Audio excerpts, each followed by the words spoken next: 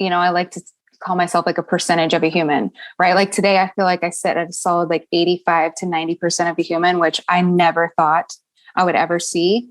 And I would say at the beginning of the antibiotic Lyme treatment, I sat at maybe like 20%.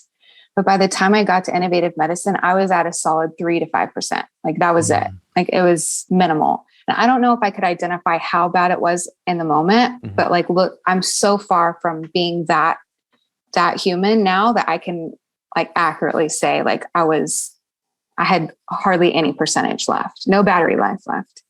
When you're at 3 to 5%, I could imagine everyday life is pretty miserable. Like, for people that don't get it, because it's kind of objective, I don't feel like many people have been below a certain percent themselves and can't even fathom. What's that like? I mean, you probably, what is it? Difficulty waking up, going to sleep? Were you working at the time? Were you seeing like friends and going out? What was that like?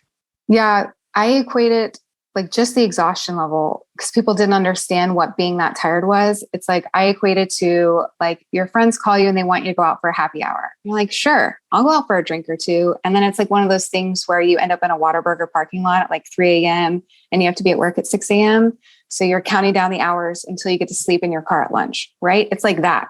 But I never went out to have a good time with my friends. I didn't eat any Whataburger taquitos at like 3 a.m.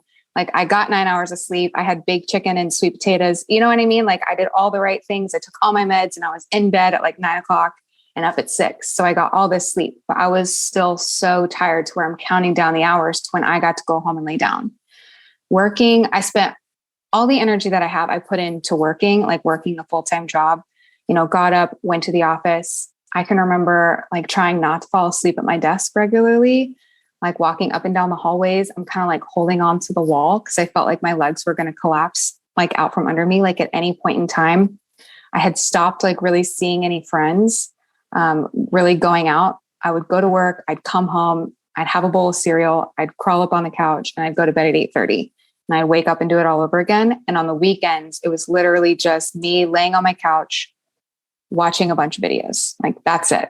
Netflix, Amazon Prime, they were my besties at that point. So it was really tough because not only are you physically ill at that point, like when you get to that point, your mental illness starts to take over, right? Which makes you feel even worse, right? Because you're not laughing, you're not creating those memories. You feel like everybody's passing you by and you're just in this like stagnant place where everyone else's life is moving, but my life is stagnant and I'm either connected to my office chair or I'm connected to my couch. And like, those are the only two places that I could survive.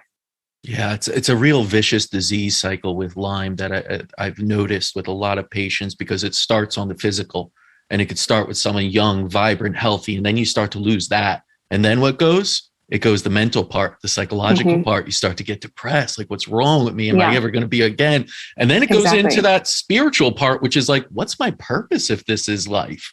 Like, what am I doing? Like how, this doesn't seem right. Is this what I'm here for? Right. To be sick. And so that's the like cycle and it goes around. And when you do that, you get worse physically, you get worse mentally, and it keeps going in this downward spiral.